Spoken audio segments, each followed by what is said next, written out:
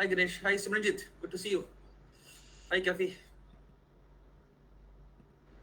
Hello, We'll sir. start after 2 minutes. Then Yeah, that's fine.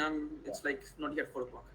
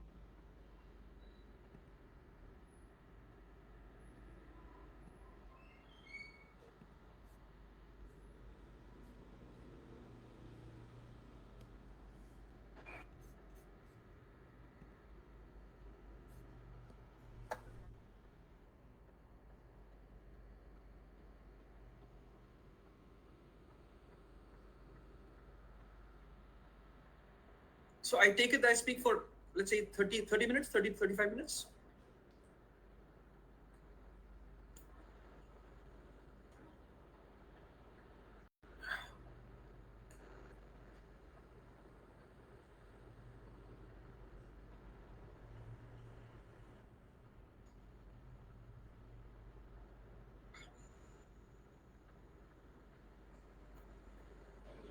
Simranjeet, I think you can start.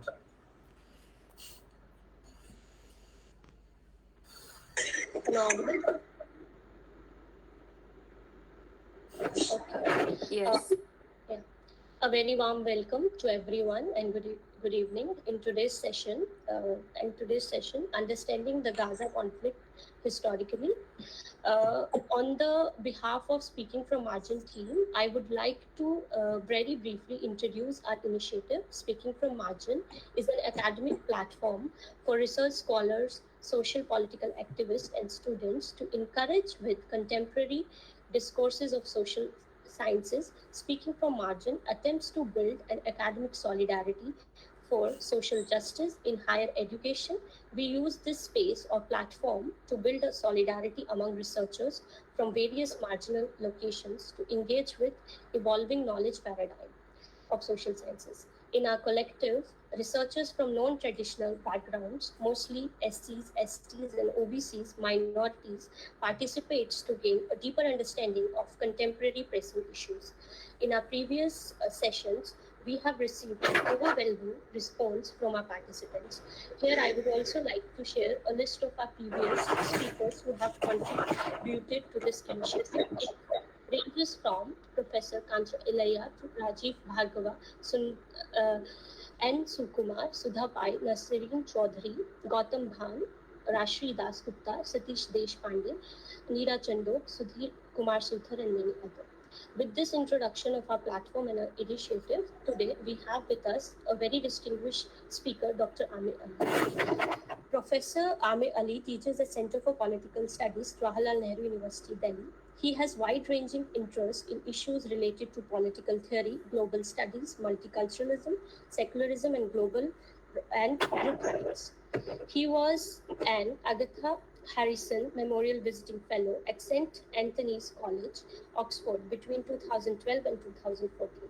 He has authored several articles and 2 books, South Asian Islam and British Multiculturalism, published from Routledge in 2016, and very recently, Brexit and Liberal Democracy, Populism, Sovereignty, and Nation State in 2021. And with this, I would also like to introduce our today's discussant, Ms. Kaifi Ansari. She is a master's student at Center for Modern Indian Studies, Cemis, at University of Göttingen. So after the presentation done by Dr. Amir Ali, Kaifi will be trying to summarize the presentation and will be offering some evaluative comments on the arguments posed, and will end the potential and will end with the potential questions and topics for the further discussion. But before we initiate our discussion, I would like to very briefly introduce today's topic. So, as the title of our discussion suggests, understanding the Gaza conflict historically. So, we believe that there are set of observations that need to be made about the current crisis of Israeli actions in Gaza Strip. The media discourse in the West seems to suggest that history began around 7th October and is not interested in talking about the past, but keeping in mind the historicity of any circumstances which happens, it is always very much important for us to keeping in mind the history without before making any judgment. So, without taking any further time, I would like to hand over the discussion to Dr. Ali. Sir, you will be having around 30 to 40 minutes for the presentation, and after you finishes, Kaifi will have around 10 to 15 minutes for the comment on the presentation, and we will end this discussion with a Q&A session. Thank you. Over to you, sir. Okay, thank you so much, Simranjeet, for that introduction. I'm glad you talked about October 7th. That's exactly where I intend to begin. Although by no means history begins from there. Thank you also for speaking from margins for asking me to be part of this. Khushbu and Shaurya initially wrote to me, and I readily agreed. And all the other hosts, Ganesh and Kaifi. And I know that the list of speakers that you've had is pretty illustrious, so I hope I can kind of do justice to that. Especially as it's a warm Sunday afternoon. I'm sure that you could have done better things, but since you're here now, I hope that your time doesn't go waste. Okay, so let me begin by making a few observations. What I'm going to do in 30 to 40 minutes, I'm going to kind of lay out a broad understanding of this crisis in a historical perspective. I'm not an expert. Let me kind of put my severe limitations. I'm no expert. I'm no area studies person. I have not traveled in the area. That's a major limitation. Traveling to these areas is not easy. Getting funding is not easy. And of course, getting the required travel documents and everything else is by no means easy. But I do have a very long-standing, deep, abiding interest in this crisis. I have, as much as has been possible, tried to read on this issue, and everything that I'm going to be sharing with you will be based on the set of historians that I've been reading for many, many years now. So having made that point by way of caveat in terms of my expertise, as I keep saying, I'm no expert in the area. But I do take an active interest. Perhaps I become a master of, what is the old saying, a jack of all trades and a master of none. I mean, my areas, as Simranjeet, you pointed out, are pretty wide-ranging.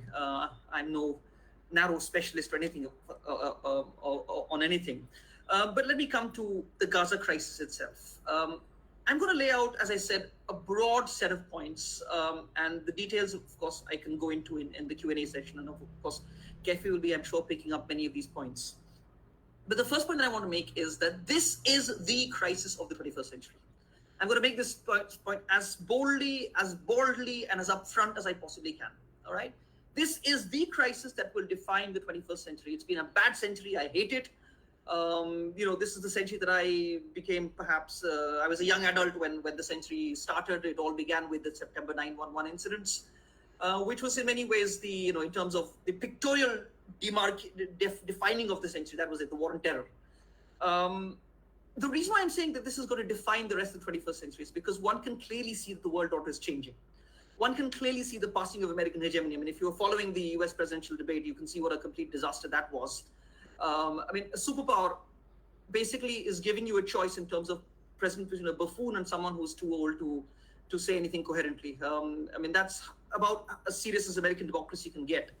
But this is, as I said, an important framing in terms of my understanding of the Gaza-Israel-Palestine conflict. Call it whatever you want. I'll call it the Gaza crisis, which will stand in for the rest of the crisis, because it's Gaza which has in many ways riveted our attention for the last 9 months. So the 2 points that I've just laid out are that in many ways, the 21st century is going to be defined by the way that the world deals with this particular crisis. And oh boy, this world has been dealing with it so badly. In terms of people looking the other way, active collusion as a genocide unfolds right in front of us. I was naive enough to believe, 30 years ago, I remember when the Rwanda genocide happened, we didn't have Facebook, we didn't have internet back in those days. But many of us were naive enough to think that a genocide could unfold because there was not enough information. Lo and behold, 30 years later, we can see you have live television, you have internet, you have this being live streamed to our devices, and yet it goes on. And this is what makes me so completely mad. I mean, I sometimes, when I watch the news, I go apoplectic in terms of watching what is going on. How can the world just stand by and allow this to happen? Obviously, there are some really, really evil people in the world who are in active collusion with perhaps one of the biggest crimes that is happening of our times. Which is not to say that there are no other crimes. Of course, there have been many, many other crimes.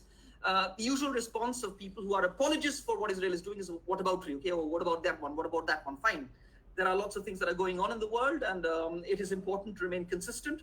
But as far as this crisis is concerned, what we have is an active collusion from a superpower whose power is clearly dissipating and being evacuated right in front of our eyes. And nothing could be bigger in terms of evidence for this in the way that Biden behaved in the presidential debate. I didn't watch all of it. I didn't have the time to watch all of it, but one could clearly see that the 84-year-old president who's seeking re-election is clearly, his cognitive faculties have declined very, very visibly. And then, of course, you have the buffoon challenging him, a very dangerous buffoon, by the way. So that's one thing that I wanted to kind of point out. Secondly, because I realize, and the organizers had pointed this out, that there are many people who may not be aware of the historical nuances of this crisis, and I want to speak about those historical nuances in as much detail as 30 to 40 minutes will allow me. I appreciate the fact that so many of you have joined on a Sunday afternoon to kind of hear me speak on this. It shows a certain inquisitiveness.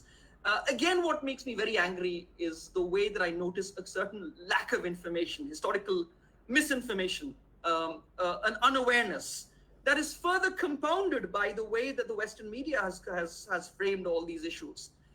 So what we have is a kind of historical ignorance combined with the deliberate media misinformation that makes the problem much worse. So let me go back. Okay, let me go back to the origins of this crisis. I'll perhaps spend 10 to 12 minutes talking about the historical origins. It all begins with a movement called Zionism. Zionism is a kind of religious ultranationalism. It's, to my mind, a very dangerous movement. You go back to the time of the Basel Conference, 1897, you have figures like Theodor Herzl. These are the founding fathers of the movement that we know as Zionism. Now, my point is this. My point is that in the 21st century that I talked about, one of the most dangerous forces of the 21st century is this notion of nationalism. Okay? That's how I look at the world. Nationalism perhaps is responsible for the maximum number of deaths. You go back, let's say, 30 years. You look at, let's say, Srebrenica. You look at the Balkan crisis. You look at Serbian, Croat, Bosnian nationalism at each other's throat. The reason why you had that was because you had a certain kind of recrudescence or re-emergence of nationalism. Nationalism, to the extent that it resulted in decolonization, was a completely good idea. That's what we had in India, Gandhi leading the movement. But my point is that in the 21st century, one of the most dangerous ideas in the world that exists is nationalism itself. Among this set of ideas, Zionism is one of them. Now, having made that point, let me make a distinction between anti-Zionism and anti-Semitism, because there is a very, very malevolent attempt in the media right now to conflate these two. Basically, we're suggesting that whoever is anti-Zionist is also anti-Semitic. One must take strong exception to what I'm calling this malevolent mixing of these two distinct phenomena. Anti-Semitism, yes, I completely am open to and aware of the dangers of anti-Semitism. The Jewish community, the Jewish belief, Judaism, its followers have been subjected to one of the most horrendous massacres of the 20th century, and I'm referring to the Nazi Holocaust, in which 6 million people are said to have been killed in the concentration camps. Even before this, in the early 20th century, you had a series of pogroms in Eastern Europe because of anti-Semitism. Now, my point is that anti-Semitism and anti-Zionism is different. So I'm going to focus on anti-Zionism. My point, once again, is one must be able to understand the dangers of a movement like anti-Zionism. Why? Because what anti-Zionism did was to deliberately implant the state of Israel, which to my mind is a settler colonial project. It is riven with racism right into the heart of the Middle East, and it has created a whole set of problems there. Okay, so I hope I've been able to make my point as clearly as I can. The reason why I find Zionism so dangerous is because it is a project of ultra-nationalism. Nationalism, to my mind, in the early 21st century, is one of the most dangerous ideas around. And one must be able to identify dangerous ideas where one sees them. What did Zionism do? Zionism resulted in what I'm calling the implanting of Israel. not as a normal nation state, but as a form of settler colonialism that is loath to accept its borders. Israel will never declare its borders because of the belief in this idea of an Eretz Israel or a great Israel. And to my mind, that is the major reason why we have the Israel-Palestine-Gaza conflict.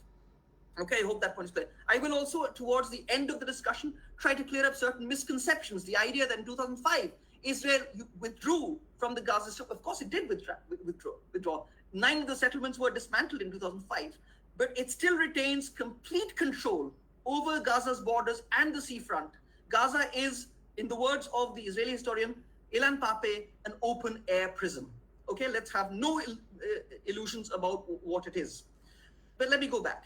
One of the great successes of the Zionist movement after it was initiated in the late 19th century was, of course, the famous 1917 Balfour Declaration. Okay, now this is, I think, a 67-word declaration. It has been summed up very neatly when someone characterized it as one nation promising another nation the land of a third nation. That is how unjust it was. In the Balfour Declaration, there is no reference made to the Palestinians at all. Absolutely no reference made whatsoever.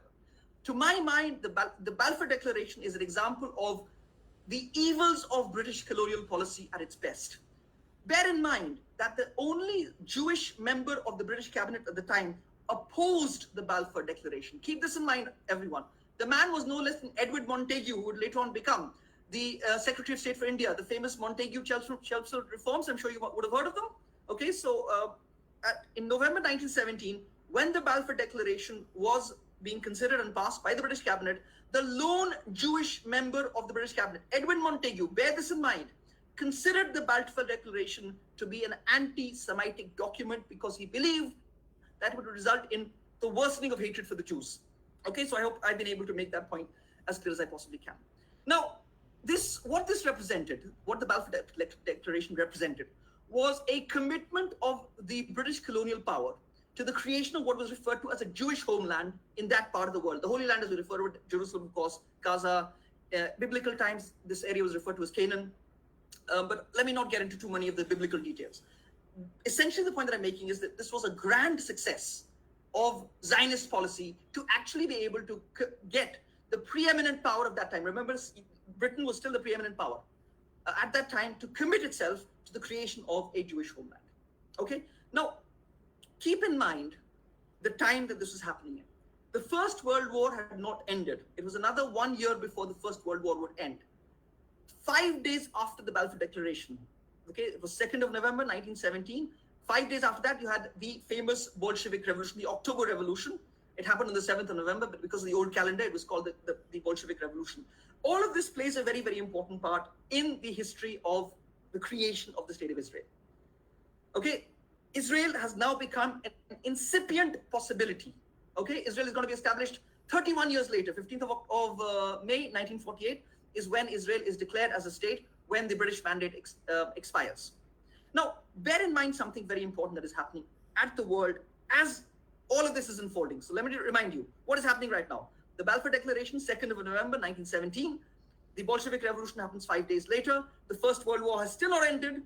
And also keep in mind that the Ottoman Empire is tottering. It's on the verge of collapse. In 1919, you have this Treaty of Sevres. The Treaty of Sevres resulted in the dissolution of the Ottoman Empire, as a result of which in India, we had the famous Khilafat movement that was conjoined by Gandhi in the form of the non-cooperation and Khilafat movement. Okay, this is all conjoined history. Now, the Ottoman Empire is important because the territory of Palestine was part of the Ottoman Empire. Okay? There's a large historical point that I'm going to make. I would really urge you to listen to this as carefully as you can because it's a slightly long historical point. Once again, my point is that the territory of Palestine, there's no Israel. Israel has become what I'm referring to as an incipient nation state with the declaration of the Balfour Declaration. But until then, Palestine, the historical territory of Palestine, was part of the Ottoman Empire. Now, the Ottoman Empire is a long-lasting Muslim empire. According to the famous Chicago historian, Marshall Hodgson, he referred to these three famous gunpowder empires, as he refers to them in his famous book, The Venture of Islam. Okay, these were the Mughal Empire, of course, in our part of the world, the Ottoman Empire, and the Safavid Empire. Now, I'm going to focus on the Ottoman Empire because it's very important, the larger story that I'm trying to tell here. I'm going to make a big leap backwards in history. I'm going to go back to the year 1492, the year in which you had the Spanish Reconquista. Okay? Now, in that year, as a result of the Spanish Reconquista, the Christian power, Ferdinand of Aragon, Isabel of Castile, displacing the Moorish Empire, you had an edict being passed, the Edict of Expulsion, as a result of which the Jewish population would no longer be tolerated in Christian Spain.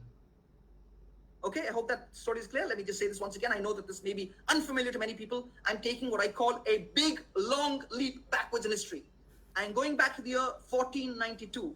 It's a very significant year. This is the year in which Christopher Columbus gets his commission to discover the new world. And of course, he sails west in the hope of finding India. He never gets there. He discovers the new world. He lands on the island of Hispaniola. And lo and behold, America is discovered. But my point once again is that in that year, when you had the Spanish Reconquista, you have an edict of expulsion, whereby the Muslims and the Jews are ordered to leave the Christian territory. Now, all those people who believe that this is a fight between Islam and Judaism are just wrong. In different times of their conjoined history, these three great Semitic faiths, Islam, Judaism is the oldest one, Christianity the one after that, and Islam being the youngest, they have at different times been either oppressor or oppressed. It's not about religion. Okay, and I want to be very clear about this, because especially amongst a lot of Muslim people that I talk to, they believe this is a battle of faith, and I keep telling them, no, it's not. There was a time when Muslims and Jews were together in their suffering, in exactly the same way that at certain points of history, the Muslims have been oppressors, sometimes Christians have been oppressors, sometimes Jews have been the oppressed. This is the way that history goes. There are no permanent oppressors and oppressed. It keeps changing according to the exigencies of history. But I'm digressing because I'm missing the point. My point is that once the Jews from Spain, who are referred to as the Sephardic Jews, they are expelled, where do they go? Well, they cross the Straits of Gibraltar and go to North Africa, where they live for many, many years in peaceful coexistence. Many Sephardic Jews go to Holland, Amsterdam, Rotterdam. The famous philosopher Benedict Spinoza is an instance of a Sephardic Jew whose family leaves Spain and goes to Amsterdam. And the third kind of migration goes to the territories of what else but the Ottoman Empire. The very same empire that the British Empire, the British colonial power, was conspiring to dismember. Now, because of the Ottoman Empire collapsing in the early part of the 20th century, you have the mandate system being created by the League of Nations. Now, as a result of the mandate system, Palestine becomes a British mandate. Now, my point once again is that around the same time as the British mandate is being created, you have this British commitment to the creation of the State of Israel, the Jewish homeland, in the Balfour Declaration. So my point is that the Balfour Declaration bakes into the British mandate the commitment to a Jewish homeland. And it is no accident that on the 15th of May, 1948, when the British mandate expires, you have the declaration of a Jewish state. It is a declaration that happens at the expense of the Palestinian people. Okay? Now, this is a longish history. I've combined 500 years of leaping backwards just as a kind of to tell people it's not about Islam and Muslims and Jews being at loggerheads. There was a time when these two faiths were together in their suffering. And it's with that spirit that one must be able to understand this particular conflict. But let me come back to the early 20th century. Now, because of the Balfour Declaration, there is, from the British government, a commitment to larger and larger migration of Jews to Palestine. Okay, remember, Hitler is on the verge of power. 1933 is when he comes to power. But throughout the 1920s, you have larger and larger numbers of Jewish people migrating to Palestine. And when they migrate to Palestine, they're buying up large tracts of land through the Jewish National Fund. Okay, now I can't get into those details, but essentially this is the way in which the large Jewish presence in the region is established. Okay, this kind of a constant flow of people. Remember, they're being persecuted in Europe. And the persecution of Europe is resulting in large numbers of people going to Israel. By the way, let me add something interesting here. I have in front of me Ilan Pape's book, a section of which I want to read out in a little while. Now, Ilan Pape, in an interview, talked about how his father actually didn't want to go to Israel. He wanted to go to England or America. But England or America would not take those Jews in. They were directed to Israel. So what we have here is very, very devious, deliberate colonial policy directing the Jewish people towards towards Palestine, which has still not become Israel. It will become Israel in 1948. Now, before I come to 1948, I just want to quickly talk about 1936. This is the year of a very significant Arab uprising. This is when the Arabs, the Palestinians, realize that they are being displaced from their land. Okay, this uprising lasts for 3 years. It is very, very brutally repressed by the British. In 1937, they set up the Peel Commission. Now, what the Peel Commission recommends is partition. Okay, the idea of partition is again reinforced in 1947 when you have the UN, which the UN has already been set up by that time. In 1945, the UN has been set up, and the UN Committee on Palestine recommends partition again. Now, what I want to kind of point out here is that on both occasions, in 1937 in response to the Peel Commission and in 1947 in response to the UN Committee on Palestine, the Palestinians reject partition, and they rightfully reject partition. I am of the opinion that the rejection of partition by the Palestinians was a rightful, rational, reasonable decision to take. Why? Because partition has been a disaster for that part of the world in exactly the same way that partition was a disaster for our part of the world. Remember, the partition that is happening in our part of the world in June, July, August 1947 is happening in Palestine a little later, 7-8 months later, in August 1947. Sorry, in May 1948. Okay, but let me reinforce this point, because this is a point that a lot of Western media propaganda keeps making.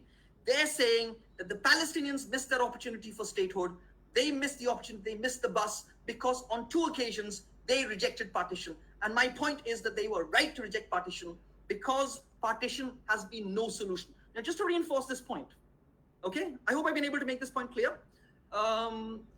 Simranjeet, do kind of remind me when my time gets up, because I lose track of the time, especially on an issue like this. You know how it goes with these things. But just to kind of reinforce this point about how wrong partition was, I'm going to refer to a document of the 12th of March, 1948, in which the US State Department, okay, the very same State Department from which we've had a spate of resignations recently. Okay, got the point? In 12th of March, 1948, the US State Department came out with a paper saying partition should be reconsidered. It's not working. Okay, this is 2 months and 3 days before 15th of May, 1948, the actual creation of the State of Israel. Essentially what the State Department is saying is, go back to the UN. The UN Committee's report on partition should not be accepted because it is proving to be a human tragedy on the ground. It certainly was a human tragedy. Partition has been translated into human tragedies in our part of the world, in that part of the world, in many and many other parts of the world where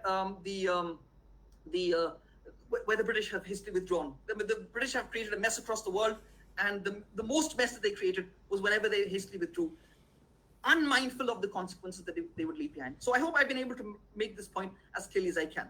Okay? So the 2 partition plans, 1937, 1948, I want to stress this point with as much emphasis as I can make. I think the Palestinians were absolutely right in rejecting those plans for the simple reason that partition has translated into complete human tragedy on the ground. That's what happened. All right. Now, the UN partition plan was 29th November 1947. The account that I have read was that this was a day of great mourning in Palestine. Okay, the Zionist side accepted it. They accepted it for tactical reasons. Okay? Now, there is a deviousness in Zionist policy that I want to point out. Now, I want to point that out by going back to Ilan Pape's book. Now, Simranjeet, you pointed out 7th of October, right? This is the way that Western Israeli propaganda has framed the issue. It all began on October the 7th, as if there was no other October 7th before that. So what I want to do now is read out a quote from no one else than David Ben-Gurion, a quote from October the 7th, 1947. And this is what he said. So listen to this very carefully. I hope I can find the page. I put a nice little orange flag there. Yeah, I think I found it. So I'm going to read out. This is Ilan Pape. This is the ethnic cleansing of Palestine. Pape is a very significant Israeli historian. He lost his academic position, I think, at Haifa. Now he teaches at Exeter in England. Just give me a minute so I can find the. Okay, on October 1947, exactly the date that of the Hamas attacks on Israel. Before UN Resolution 181 was even adopted. UN Resolution 181 is the resolution to partition Palestine. That happens on 29th of November, 1947. We're talking about 7th October, 1947. India would have become independent by that time. We find David Ben-Gurion telling his inner circle of his colleagues in the consultancy that in the light of the Arab refusal to cooperate with the UN, there are, and these are Ben-Gurion's words, okay? And I quote, there are no territorial boundaries for the future Jewish state. Let me repeat those lines. October 7th, 1947, David Ben-Gurion, the first Israeli prime minister. Okay, I'm saying that the Zionists have tactically accepted partition and the Palestinians have rejected partition on reasonable principle grounds. And this is what David Ben-Gurion is saying. There are no territorial boundaries for the future Jewish state. Now that is the Gaza crisis for you. That is the Palestinian crisis for you. The unwillingness on the part of Israel to accept borders is part of the problem. That is what results in the impossibility of a viable Palestinian state. Now, having made that point, let me also make a larger, bolder point. A two-state solution is as dead as a dodo. Anyone who talks about a two-state solution is either devious, disingenuous, or dumb. Three things. Okay? Anyone who's talking about a two-state solution, all those fancy journalists who write in the New York Times, The Guardian, Jonathan Friedland, Thomas Friedman, okay, all those fancy people, Douglas Murray, I hate him. All of those people who are talking about a two-state solution, three words I used, are devious, disingenuous, or dumb. And I'm sure that people like Murray and Friedman and who's the other person I referred to, Jonathan Friedland, they're not dumb. They're certainly being devious and disingenuous. Okay? As of now, it's simply out of the question. Okay? And again, we can come back to this point in Q&A. So I hope I've been able to make those points as clearly as I can. I realize that I'm fast running out of time. So let me come back to the historical part of it. Now, I'm going to talk about three important historical markers. 48, I've already got there. 67, 82, and 2000, the year 2000. Okay, so let me lay this out. I think in 10-15 minutes, I've got to cover this ground. So the four historical markers that I'm going to be laying out now are 48, which I've already started talking about, 1967, the Six-Day War, 1982, and the year 2000, the turn of the century. Okay, so let me talk about 1948 as quickly as I can so that I have enough time to talk about the others. Now, the reason I want to focus on 1948 is because around the time of the partition plan, 29th November 1947, David Ben-Gurion, who's going to become the first Israeli prime minister, and his political acolytes have already started drafting something called Plan Dalet, D-A-L-E-T. This is a devilish plan for ethnically cleansing the Palestinians, and that's exactly what happens. 750,000 Palestinians forced out from their villages over the years, I think from December 1947 all the way up to, let's say, October 1948, in 1 year. That's what is going on. That's why partition was such a human tragedy. This is a deliberate, devious, devilish design on the part of the Zionist, incipient Zionist government led by David Ben-Gurion. Plan Dalet has been extensively written upon by historians like Rashid Khalidi and, of course, Ilan Pape, whose book I just held up a little while ago. Okay, I hope that's very clear.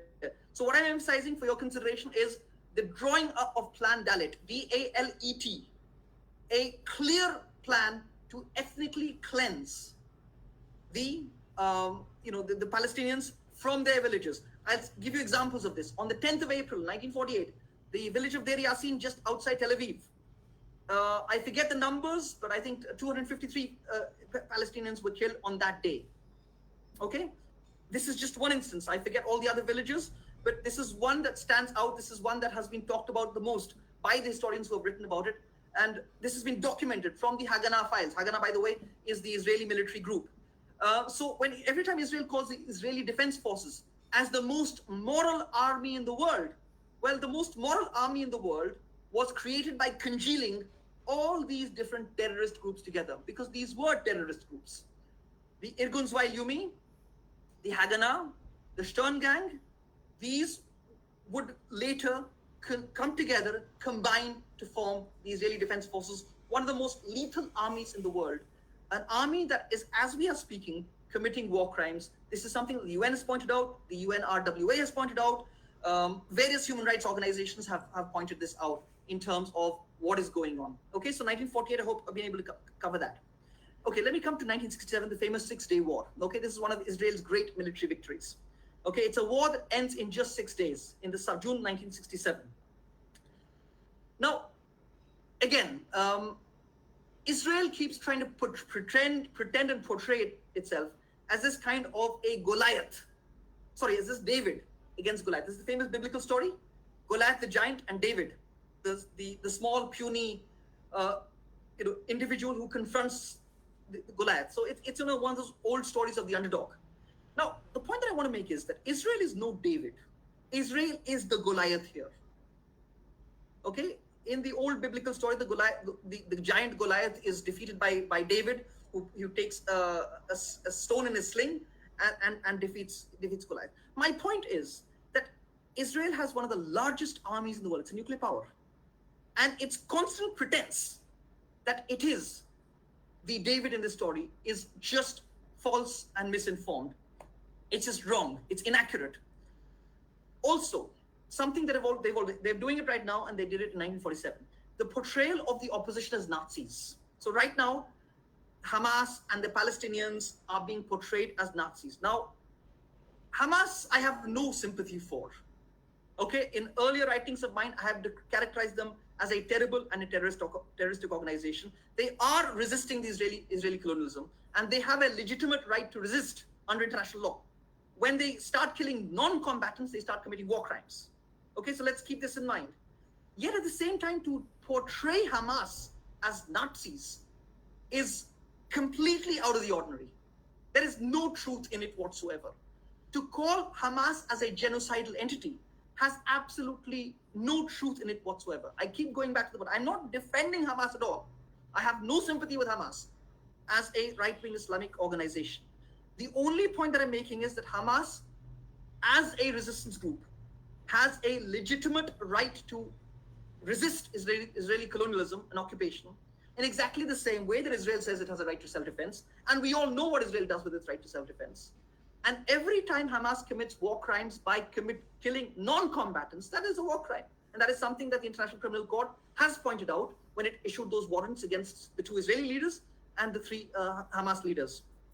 Okay, we wait to see how that particular legal battle transpires. But I keep coming back to this point because Israel keeps pretending to be this victim that keeps getting picked on by its neighbors. Not true at all. It is the most powerful presence in the Middle East. It has concluded a peace treaty with the Egyptians. It has been on pretty level terms with the Saudis. The Saudis call them whatever you want, but they will never antagonize the Israelis. The Jordanians have been hand in glove with them right from the very first time that King Abdullah did that great,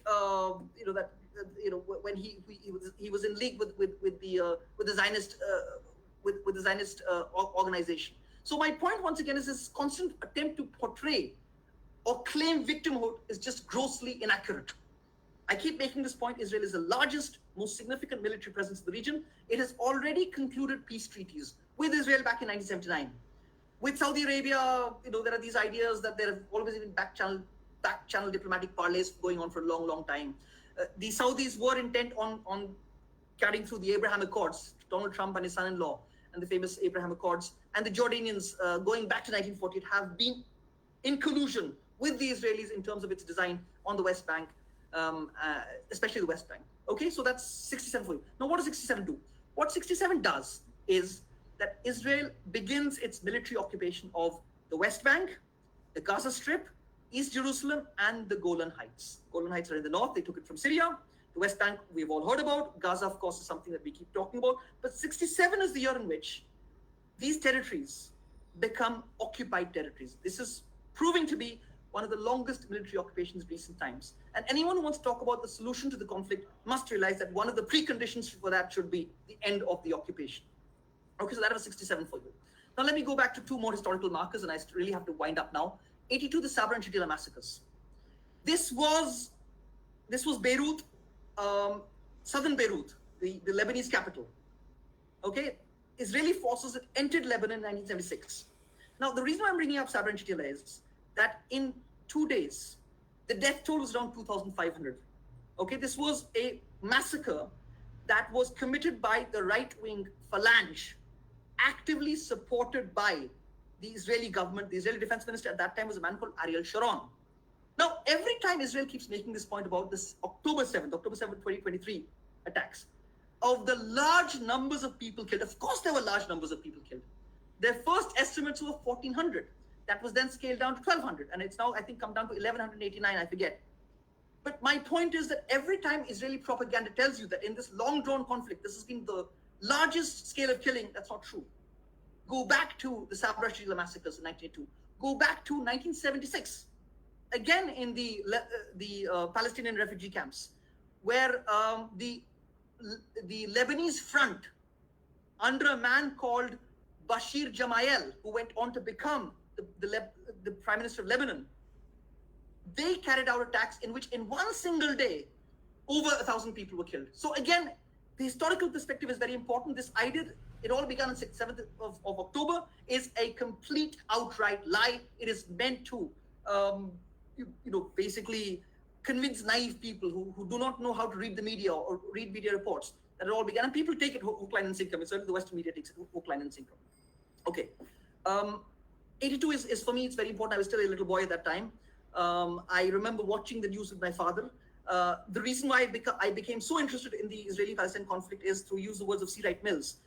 Quite often, a lot of the sociological imagination that C. Wright Mills talks about, his famous book on the sociological imagination, is quite often unleashed when you have a coming together of the biographical and the historical. And I remember very, very distinctly watching with my father the news that day and my father explaining to exactly what happened. But 82 is an example of a death toll being far higher than this death toll that the Israelis keep talking about. Now, again, I'm going to make two points, two further points, one point, and then a quote from Rashid Khalidi's book, which I will end on. The last point is about the year 2000. Now, in the year 2000, you have clearly the Oslo Accords of 1993 and 1995 failing to translate into any actual Palestinian statehood. Now, the great myth that I want to debunk is something that Western propaganda keeps talking about. They keep making this point. Oh, the Palestinians missed the opportunity in October 2000. Sorry, not October, July 2000, when you had the Camp David summit, in which this was the dying months of the Clinton presidency. Okay, so Clinton had already become something of a lame duck president, as they called. And he brought Ehud Barak, the then Israeli prime minister, and Yasser Arafat. Okay, he'd become an old man by that time. 4 years later, he would die. He brought them together at the Camp David retreat. And there were a lot of people who believed that Palestinian statehood was possible. Now, the great lie that is told by the Western media is that Ehud Barak, the Israeli prime minister, offered a very, and I quote, this is the word they use, generous deal to the Palestinians, and the Palestinians just kind of dismissed it. It was not generous at all. Okay, let me just go into some of the details that I recall right now. There was nothing, absolutely nothing about complete sovereignty. Nothing whatsoever. In fact, the state that was being envisioned was a state that would be demilitarized. It would have no military of its own. How would it defend itself? Okay, it would have no control over its airspace. One of the most significant aspects of sovereignty is control over airspace and borders. Okay, there would be an Israeli road running right through the West Bank. Which self-respecting sovereign nation would accept a hostile power building a road right through its territory? And the last myth, that the Israelis under Barak offered 97% of West Bank to the Palestinians. Not true at all. It's just not true. The reason why he was offering 97% was because there had already been illegal Israeli settlements in the West Bank. They continue. They are illegal under international law. And basically what Barak was saying is, okay, we'll compensate this land for you by giving you land somewhere else. Okay? The land swap, the ratio was something like 9-1. Again, as I said, I can't really get into the details, but the point that I'm trying to make is that this idea that is constantly floated in Western media as a form of propaganda, that the Palestinians missed the bus on that occasion, is simply not true. There were two phases to that attempted peace deal in the dying years of the Clinton presidency. Remember, Clinton, as I keep saying, is a lame duck president. You have George Bush Jr. coming to power after that. There were two attempts. There was the Camp David summit. And then I think in January 2001, this was pretty much Clinton in his lame duck phase, the Taba summit in Egypt, where a slightly more generous peace deal was offered. Remember one thing. My point is that there was nothing in terms of generosity in these deals. There was duplicity. Okay, if you want to go into the details, I can give you the references. You can have a look at those details. And because what I'm doing is I'm trying to dismiss Western media propaganda that this was a very generous deal and the Palestinians should have taken. It was not generous at all. It did not have anything as far as genuine Palestinian statehood was concerned. Now, in between these months, from July 2000, okay, this is around the time that I was writing my MPhil. I remember very, very clearly. Okay, 24 years ago, as a student in Periyar Hostel, writing my MPhil. 24 years ago, between the months of July 2000 and January 2001, in between, you had one of the most provocative instances that Israel could indulge in. You had Ariel Sharon, who went on to become the prime minister after that, on the 20th of September 2000, along with 1,000 security forces, taking a tour of the Temple Mount, the Al-Aqsa. This was deliberate provocation. And this resulted in the second intifada of 2000. The first intifada was 1987. Okay, so got the point? Once again, let me say this. To underline how duplicitous was this generosity of July 2000 and January 2001, Camp David and Taba, T-A-B-A, Taba, Egypt. Right in between, you had this deliberate instigation of the subsequently to become Israeli Prime Minister Ariel Sharon.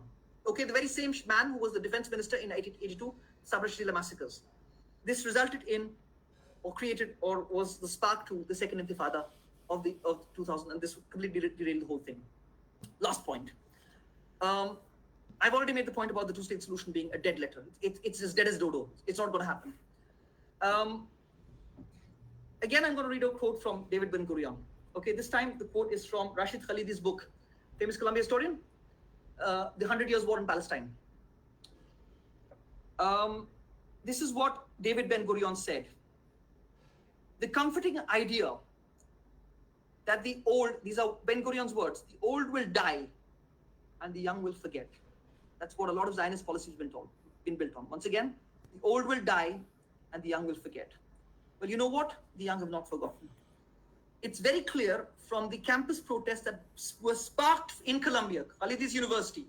Khalidi gave a rousing speech in front of Columbia University. Okay, and I really enjoyed watching it. The young have not forgotten. The young will not forget. And it's from the young that we really seek inspiration for the transformation of the 21st century. It is so heartening to talk to young people. You know, when Khushbu and Soumya asked me to give this talk, I readily agreed. I've been a little reluctant to speak on Palestine for the last few months. I think this is the fourth talk on Palestine that I'm giving in the last 9 months. But one thing that I can say is the young will not forget. The old may die, but the thing about people dying is injustices will come back to haunt those people who are responsible for those injustices. I want to make one final point.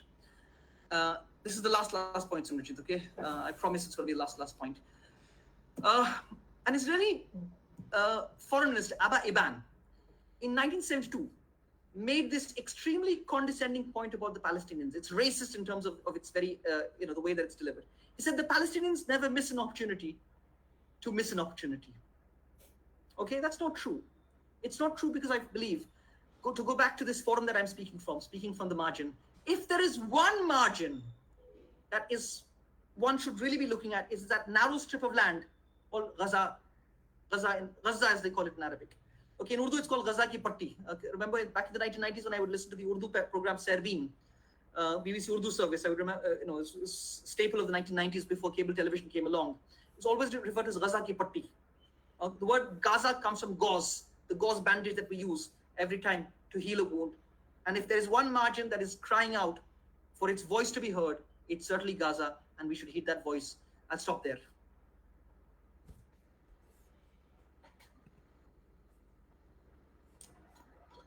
Thank you, sir. Thank you. Kaifi? Thank you so much, sir. Am I audible? For providing so many historical important insights on this issue. And I am also not someone who knows this issue very well, or I have just very limited understanding and not someone who has experienced this. So yeah. So there has been many important aspects and historical points which Professor Amir Ali has just highlighted during his talk. I had one, not exactly maybe question but comment, or I don't know. I was reading book of Esra Uzirik, a Turkish writer. She has written her book Subcontractor of Guilt, Holocaust Memory and Muslim Belonging in Post-War Germany. So it talks about how in the memory culture of Holocaust in Germany, it is guilt-centered towards the German identity, and it remembers Jewish people as a whole group who were victim of Holocaust, and in order to save them, we need to have a certain type of, as we talk, Israel Zionist idea to save them from further things like can be happen Holocaust. But it doesn't, what this Zionist idea doesn't see is how people of Palestine are also indirect victim of Holocaust, and they are being portrayed continuously someone as anti-Semitic, and they are dangerous to people, Jewish people. So the book also portrays the question, there is violence against the history, culture, or their human beingness, or even the existence of Palestine in this memory culture. So this idea of that Germans have been through the redemptive part of democracy, which people from Middle East, Arabs, or Muslims have been not. So that's how they are anti-Semitic, which Germans or Europe are not anymore. So it also works on these stereotypical narratives, and it is also important to understand these nuances based on. And as since I have came here in Germany, I have been also engaging with people, with German people or Palestinian German people who have been engaging with this issue at their own. But it is not also talked how the struggle of Palestine is not only struggle for their own autonomy, but also it is against settler colonialism, imperialism, Zionism, and against the Islamophobia at the larger level. So I would, so just this, and if you could say about memory culture a little bit. So. Okay, so I'll talk about two aspects of memory here. The one is the memorialization of the Holocaust. I mean, I realize you are in Germany right now, Kaifi, aren't you? You're in Germany, right? Yeah, well, I mean, Germany is a basket case in terms of not getting it. I mean, the Germans always get their genocides wrong. They got the Nama and Herero genocide wrong in 1905. They got it wrong in Hitler's time. They're getting it wrong again. I mean, I just wonder what is going on in terms of not being able to exercise a discerning historical judgment. In terms of memory, I just want to make 2 points. One is the particular memorialization of the Holocaust.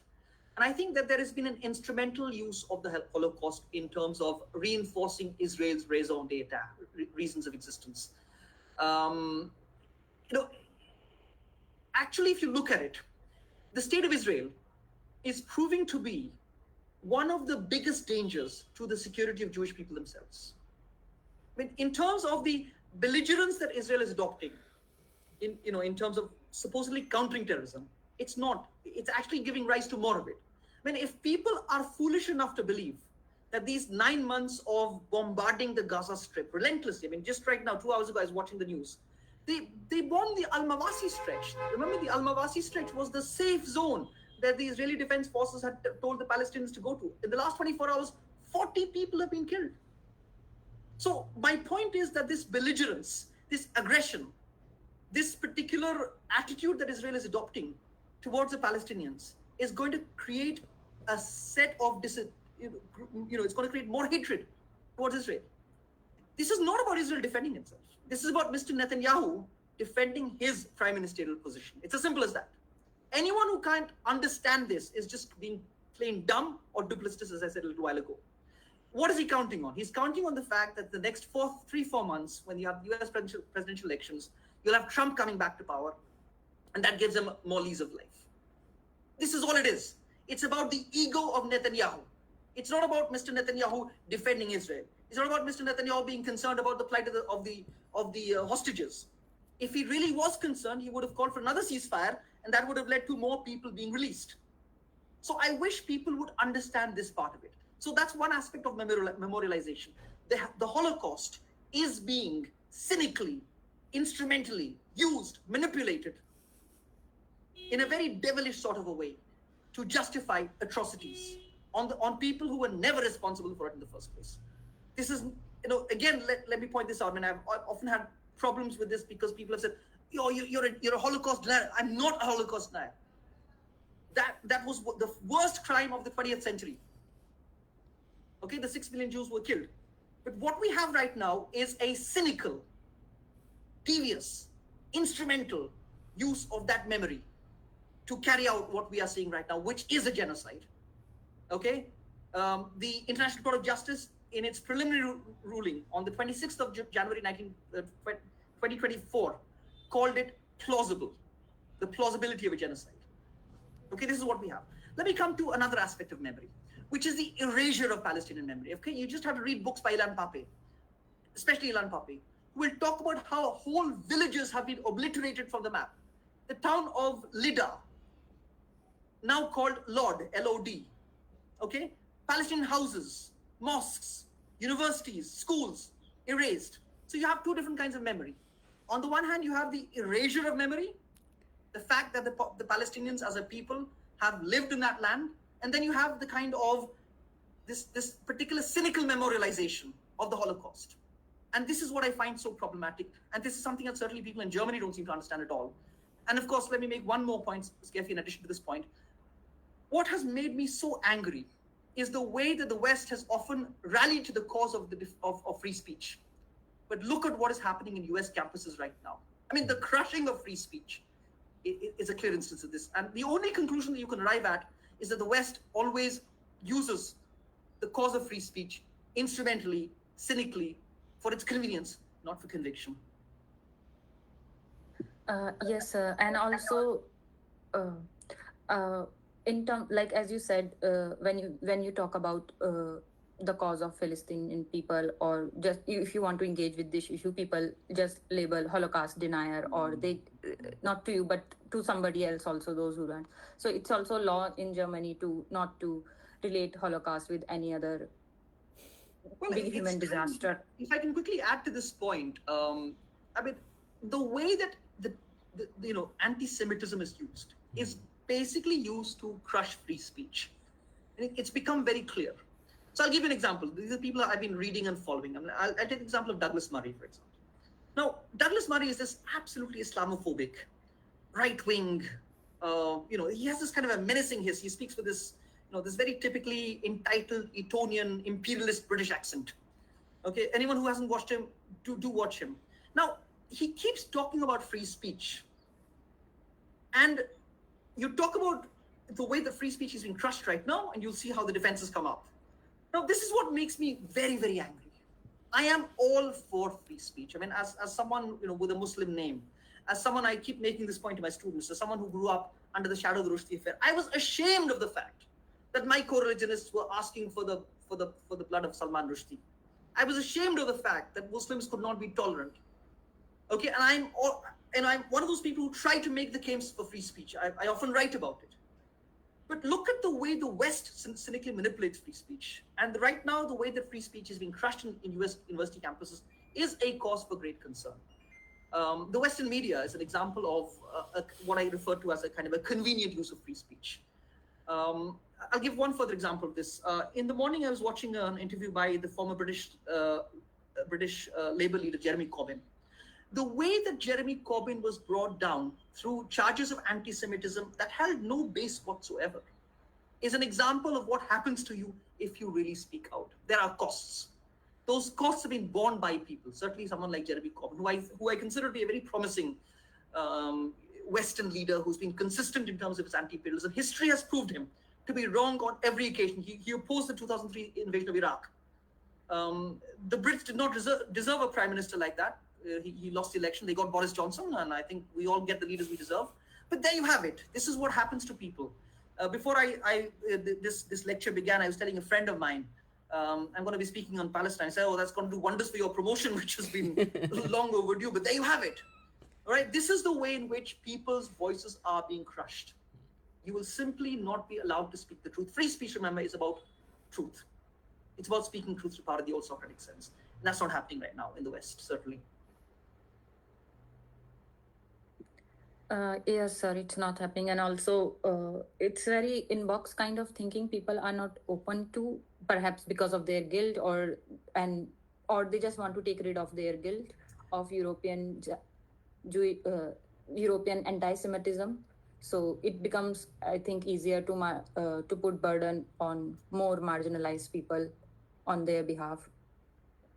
Well, I mean, let me put it like this. I mean, this is again, you're referring to the German case of guilt. I mean, I understand it. I mean, I can understand the German reluctance.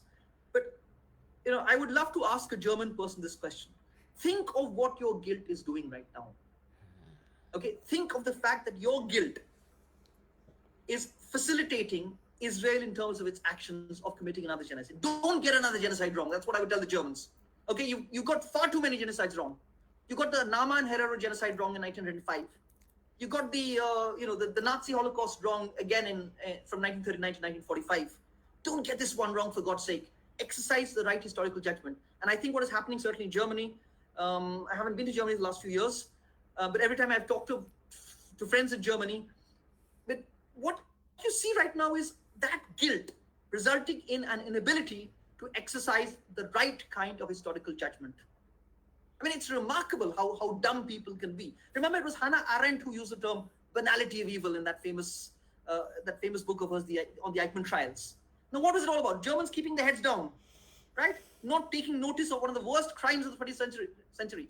They're doing it again, for God's sake. I mean, Göttingen, I think someone sent me a video of an encampment yesterday in Göttingen. It was great to see it. There will always be voices of reason. Those voices of reason will always be suppressed by power. But I'm one of those people who, to use the title of a Palestinian book, it's called the Pesoptimist. Okay, I combine pessimism and optimism, and I'm reasonably optimistic that there will come a time when the voice of reason and sanity and what is right will prevail. That is the only thing that can redeem the 21st century in terms of how bad it is going right now. I have one last question to you, sir. I was also thinking, do you think people are able to make the distinction, like after all these months, a mass number of killings have been done in Palestine?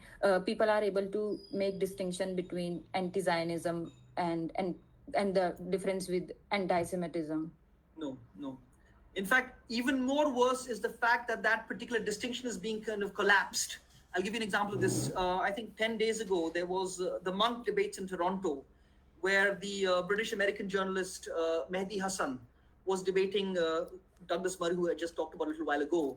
And then you had the British lawyer Natasha Hausdorff is her name, and the Israeli journalist Gideon Levy.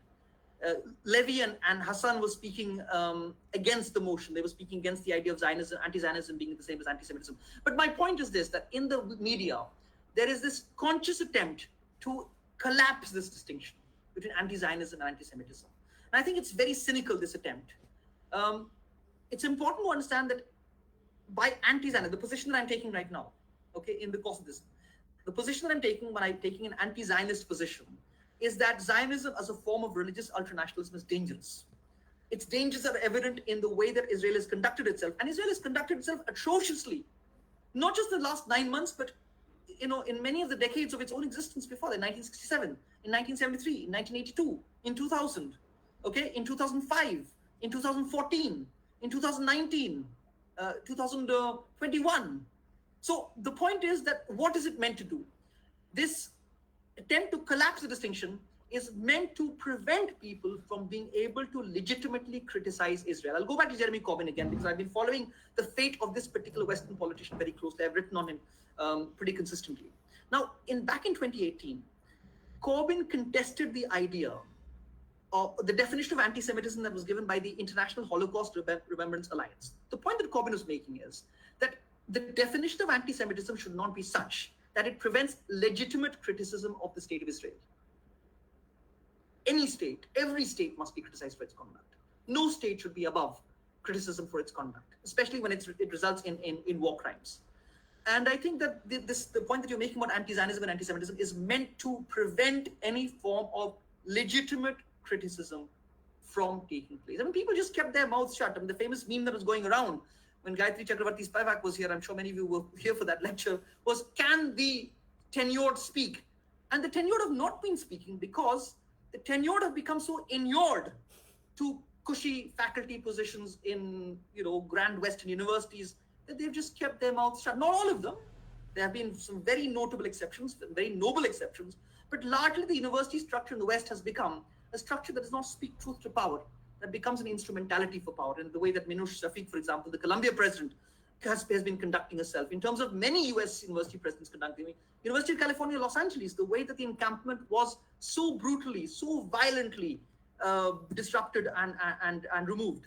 It just gives you an example of how difficult things are in the world right now. But again, I go back to the point that I made, the quote from David Ben-Gurion, that the old will die and the young will forget. The young will not forget. I'm very confident in the young not forgetting. And I can see that in so many young people joining this talk, at least. It really kind of makes me very happy to see that there is so much concern about these issues in the world. Yeah, I hope that answers your question, Kaifi. Yes, sir. Thank you so much. Thank you, sir, for this very informative session. So now we'll be opening the floor for the question. If any of you have any question, you can unmute yourself and ask, or you can either write in the chat box.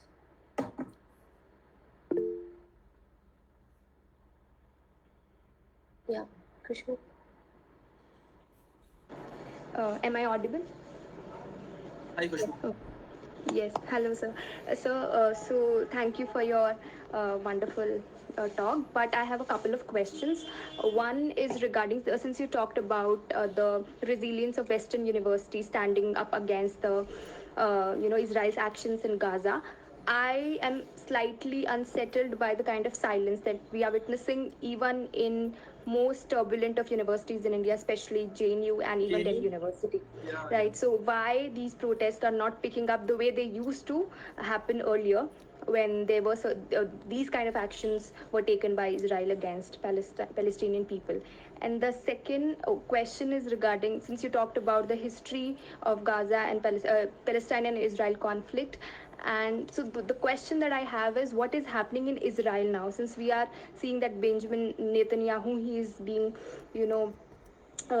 being caught up in this tug of war between the people of Israel who are saying that the hostages should be brought back, and then there are ultra far right coalition partners of the Likud party, and they are saying that this war cannot end until and unless Hamas is eliminated. So what is actually happening in the domestic politics of Israel, and what are the kind of pressures that Benjamin Netanyahu is going through right now? Yeah. Okay, should I answer that question, Simranjeet? Okay, great. I mean, the thing about JNU and DU, it's mystifying, it's very disappointing. I'm personally very upset by it. I'm going to answer it in two ways. Firstly, I mean, this is something that I have experienced in a very frustrating sort of way. The insularity of Indian academia, its inability to look beyond South Asia, is something that I find very, very difficult to accept. And I think that this lack of protest is arising from this inherent insularity of Indian academia. Its unwillingness to look at the world, to have a sense of the world. That's one part of it. I also think that it's also to do with, and it's symptomatic of, and again, this would link up with the first point, that if I, let's say, jump back 13 years, I go back to the year 2011. Um, when the Occupy Wall Street movement was happening, very few responses in India. When the Arab Spring happened, which I thought was I was very enthusiastic about, nothing happened. We had the great Anna movement that year. And I think that the silence of Indian universities represents this insularity. And I think it's very important for Indian universities, foremost being JNU, which of course is the premier university. I mean, I'm very proud of being a faculty member of JNU, and I'm very, very proud of the fact that I was a student here. But at times, this kind of inability to look beyond South Asia, it really gets to me. And I think a lot of this has to do with career opportunities and funding opportunities. I mean, basically, the Indian university is training us to be proper little post-colonials. Keep our heads down, do our research in Columbia and Oxford and all these big places, right in South Asia. Do not look at the world. Keep your post-colonial blinkers on.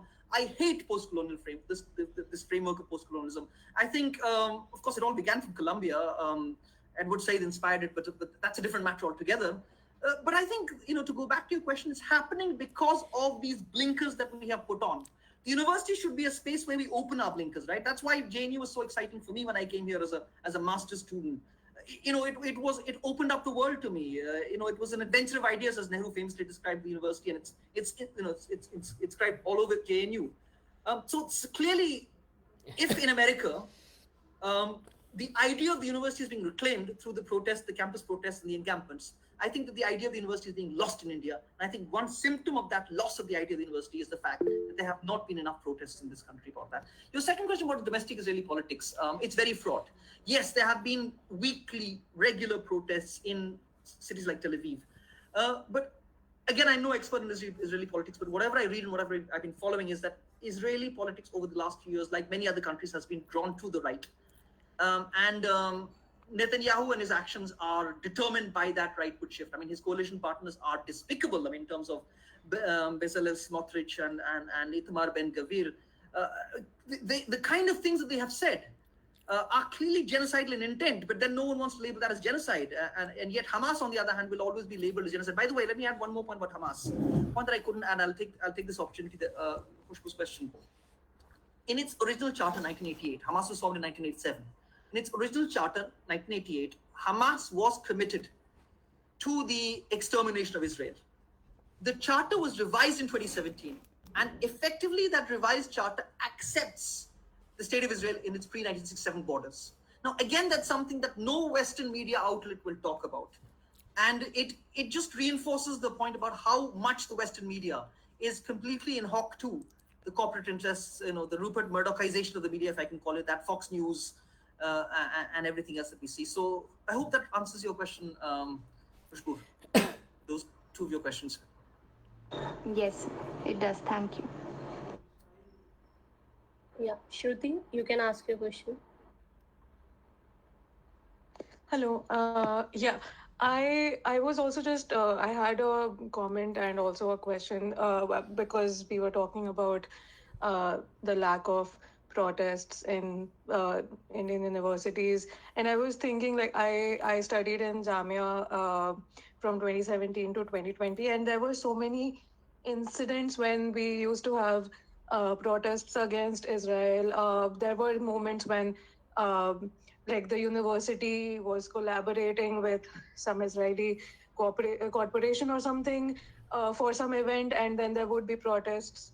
And that was like, for me, that was the first time when I even came across the whole issue of why Israel is a problem, because as like an undergrad before that, I never had come across these things, but Jamia was like always very constant with their protests against Israel. But even now, Jamia has sort of, I don't know, it has, I think, cracked down so intensely on the protest culture in the university that I don't hear of protests anymore. Even at this point, when things are happening, the genocide is going on, I don't hear of as many protests in Jamia even. And I'm wondering, so my question is related to that. I was wondering how, like, because we also talked about the memory culture in Germany around Holocaust. but I'm also thinking about the memory culture here in India. Like there was a time when Palestine was a very, I guess it had the issue of Palestine had more focus in India, but it seems like the focus is completely shifting now, and the whole conversation is more around Israel in India. So I also wanted to understand what would you this question is for Amit sir. What would you say about this shift, and how do you see the future in terms of this whole memory culture being built around Israel, Palestine, and India? Yeah. Well, I'm going to say a few things about Jamia because I taught there for 3 years in the early part of my career. I have very fond memories of Jamia, very fond of the university. Um, what has happened to the Indian university is a certain kind of a folding up of the university in terms of the crackdown that this regime has brought down. I mean, it's a tragedy to see the dismal state of the university right now in the last 10 years of the Modi regime. The university has no longer remains a creative space. Okay, this happens to all universities. I recommend a book to all of you. I've forgotten the title of the book. Perhaps later I can send the organizers this, but it's called Nazi, the Germany and the Universities. It chronicles the way in which in the 1930s, every single German university, Jena, Heidelberg, Göttingen, Berlin, they just kind of folded up in front of the Nazi regime. Now, my point is that a university, in the Socratic sense, is a space where truth must be spoken to power. Now, that's a function that the university can play when you do not have the iron hand of repression on it, as we have right now. Now, back in 2004, when I had just joined Jamia as a young lecturer, the vice chancellor in those days used to be the eminent historian Mushir al-Hassan, and this is a personal anecdote, Shruti, which I'm sharing with you. It's perhaps one of my first and earliest memories of Jamia. Mushir was welcoming the then Indian External Affairs Minister, a man called Natwar Singh, very erudite man. We do not have erudite ministers anymore, but a very learned man. And Mushir gave a very impassioned speech on the question of Palestine. Remember, Jamia has always been associated with this issue. You have a Yasser Arafat Hall in Jamia right next to the Edward Said Hall.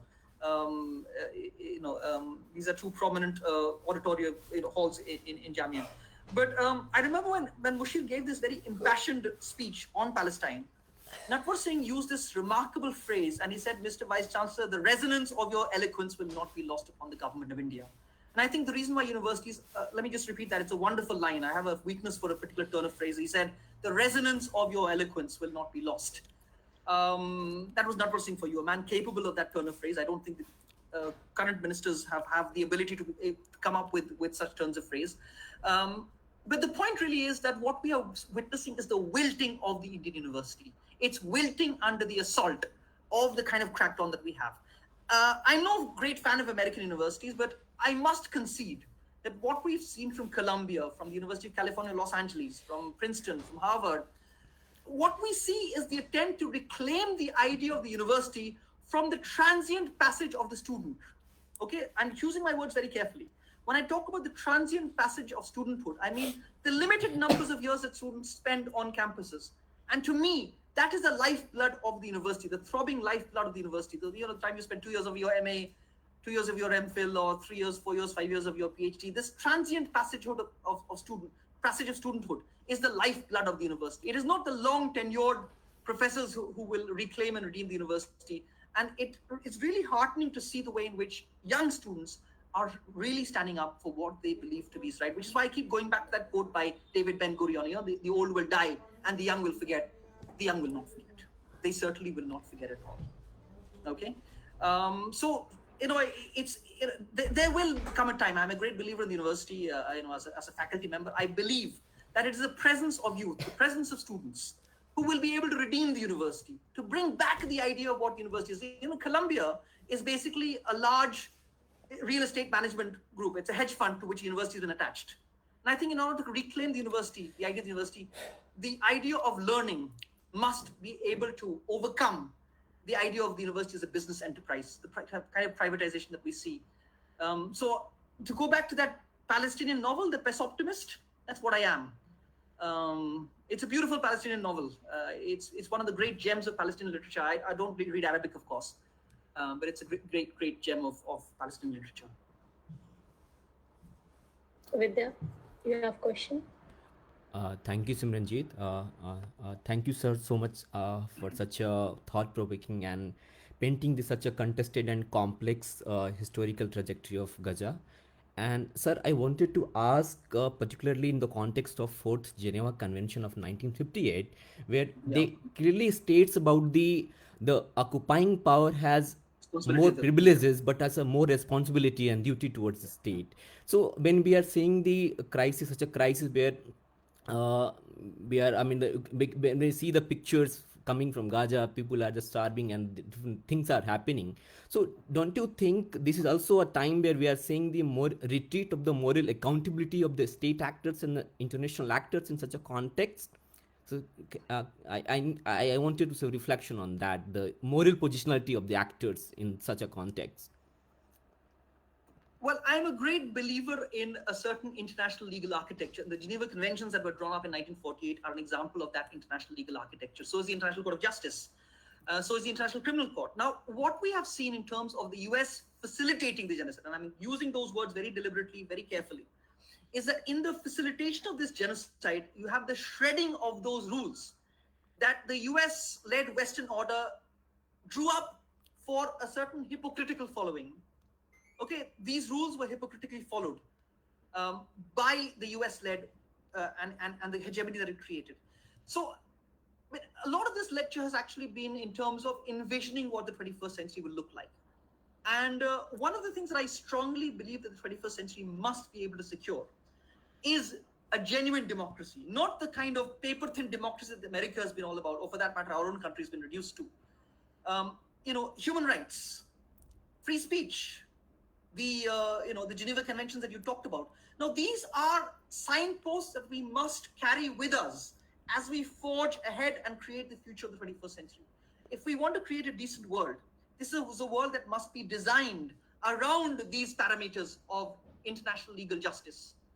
So the Geneva Conventions would be very important. But to go back to the point that I'm really bringing up, these were a set of rules and principles that were created by the West, I think, opportunistically and hypocritically. They thought that they would get away with it, that they could hide behind this. Now, what we see in terms of the Gaza crisis is that the West can no longer hide its hypocrisy. Whenever I talk about hegemony, I was discussing hegemony with my students once, and I remember saying that, well, actually, no, you think about hegemony, it's actually a form of power whereby the hegemon can hide its hypocrisy. That's what hegemony is, right? I mean, you go back to Gramsci, for example, they will talk about how, in response to the weak will submit to their own subjugation. But I'm just positing another way of looking at hegemony when I talk about hegemony as being this ability to hide your hypocrisy. Now, what we see right now is the West no longer being able to hide its hypocrisy, whether it is on observing the Fourth Geneva Convention, as you point out, the rights of the responsibilities of the occupying power, whether it is on the question of free speech, whether it is on the question of the international legal architecture, which is being so flagrantly flouted as we speak right now. So, given the fact that this is being flagrantly violated, it is important for the global South, as it's called, right? That term that I don't like. And certainly we are no leader of the global South, India, but South Africa has taken up the cause, Spain, countries of Latin America. That's where I see hope in the future. Okay, the fact that South Africa took Israel to the International Court of Justice, to my mind, represents a certain hope for the future. And this kind of intervention on the part of these countries, South Africa certainly, Spain, which are the other countries that have, Cuba recently, for example. I think that these countries should think about the future in terms of enshrining, concretizing, formulating these principles so that we get to live in the 21st century that is not characterized with this kind of violence that we have been witnessing.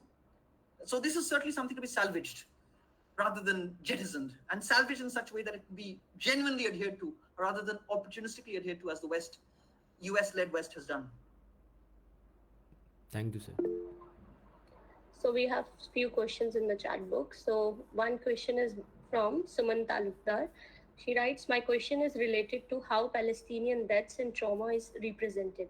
Sir, how do you think we can unmask epidemic misrepresentation happening for many, many years? Because even trauma is commodities and made palatable according to the audiences which it wishes to cater. So what is the last wishes to? Carter. Okay. Well, I mean, you go through the Western media. You look at the New York Times, for example, and they will talk about how Israelis have been killed and Palestinians has died. So it's in the active and the passive voices that the way the Western media has been reporting all of this. Um, Again, let me go back to a broader point. It's very important for people to bear witness to an atrocity. Okay? Bearing witness is, I think, very important. Now, in terms of recording what is going on, I mean, there have been, those brave people who with their cell phones have been transmitting the way in which they have been, they've been decapitated, their limbs have been blown off. That's one of these important ways. Also, I think kind of seeing through Israeli lies and Western lies. Now, I'll give you one example. The idea of decapitated babies, not true. It was just not true. The New York Times reported on this.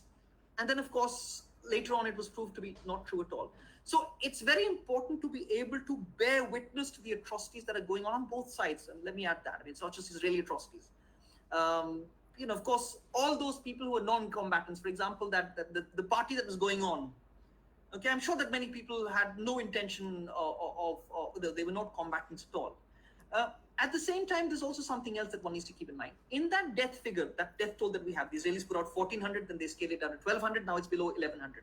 Remember one thing, that many of those deaths were also caused by Israeli troops firing at their own people under something called the Hannibal Doctrine. Now, the Israelis refute the idea of the Hannibal Doctrine, but essentially what it says is that every time a hostage is taken, kill them so that they don't come back. Now, the Western media does not talk about this. I'm glad that Al Jazeera has been a very significant presence. That's the one organization, news channel that I've been following very closely. But the BBC, the CNN, they're just not worth watching unless you want to kind of bring out the inconsistencies and everything. But what the media has become is basically a kind of a propaganda mill. And in a nutshell, answer your question about atrocities, I think it's important to bear witness to these atrocities. Now, by bearing witness means for people to stand up and say, we saw what was happening, this was wrong, and that we will not countenance an injustice. And I think that's very important. A lot of people ask me, "Tumhare bolne se kya ho jayega? What will happen? You lose out on your promotion." I said, that's not important. The point is, you've got to say it's wrong. A wrong is a wrong, and it must be called out. And I think those are one of the ways in which the world can begin to be transformed. To go back to German guilt, I think German guilt is very convenient because that German guilt is preventing people from actually speaking out when it matters. And I think the Germans will be guilty all over again if they're not very careful in terms of everything. So that would be my central kind of point, to bear witness, to state that a wrong was done.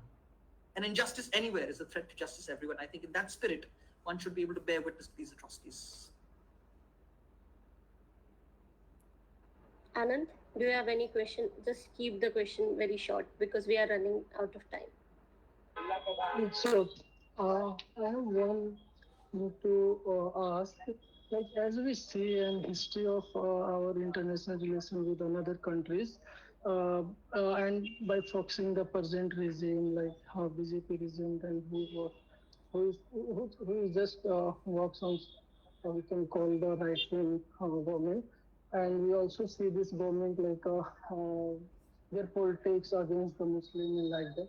But when I see the international relations, like relation with Bangladesh, relation with the Gulf country, and that's not on the basis of religion, but the based on other things like market. If we talk on the present situation in the world and present neoliberal world, that international relation is happening with another countries on the basis of market difference relation, technology transfer, and lots of things. And coming to the positionality of the India with respect to Palestine at the international level, and when I come to the positionality of India as a state for the Manipur incidents, then how do you see that? Because in the Manipur incidents there is no certain kind of religion is also there, and I wanted to just understand and know your opinion. How do you see that position of India as a state in the as an international relation, how it takes the position, and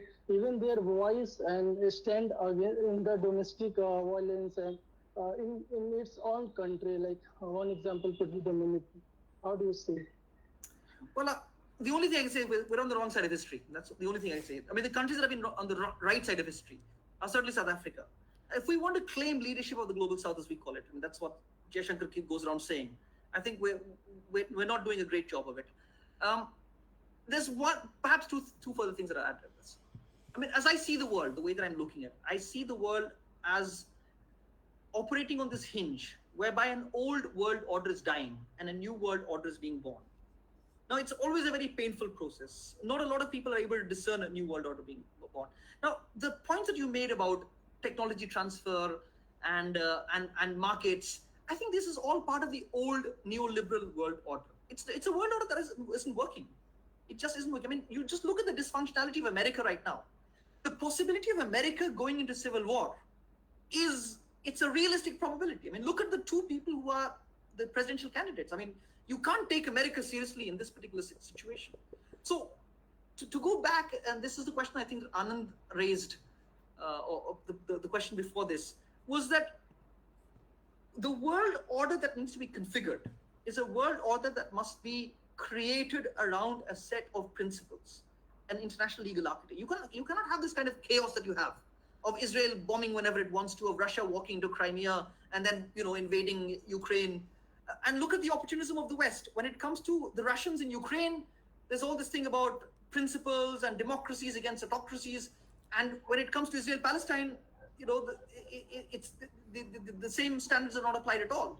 So it's that inconsistency that I find so problematic.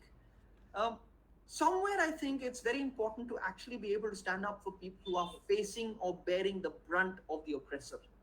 That is what justice is all about. That is the way that international legal justice must be created.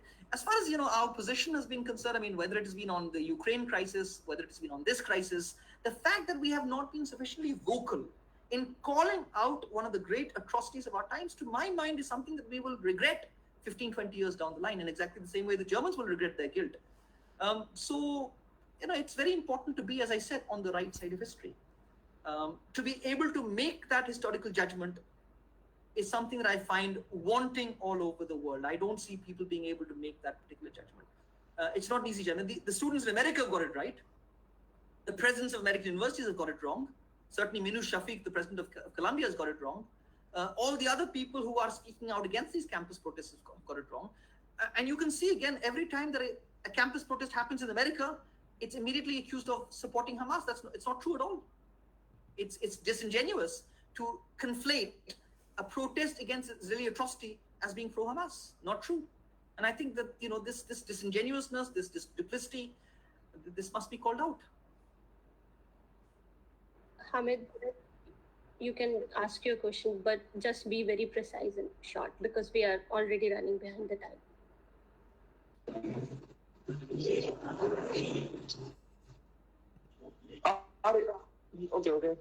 Are Israel's recent peace agreements with several Arab countries a step in the right decision? That's the question. Well, to be honest, I don't see many disagreements that Israel has had with Arab countries. I mean, I go back to Egypt, for example. Egypt may not be an ally, but there was an agreement in 1979. Saudi Arabia, the Abraham Accords. I go back to this point, this portrayal of Israel as being completely isolated in the Middle East. That's not true. Yeah, I mean, right now, Israel certainly is isolated across the world. It's become an international pariah. Okay, it certainly has become that. But one must not forget the fact that Israel has, over the years, consistently struck up a series of deals with many Arab countries, the foremost being Egypt back in 1979, the Camp David Agreement. Anwar Sadat was the president. Jordan, go back to 1948, King Abdullah of Jordan being in cahoots with the Zionists in terms of depriving the Palestinians of statehood.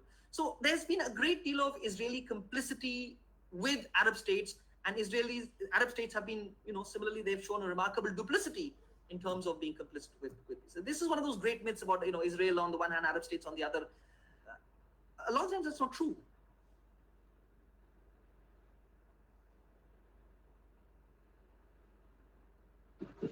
Yes, sir. Thank you, sir.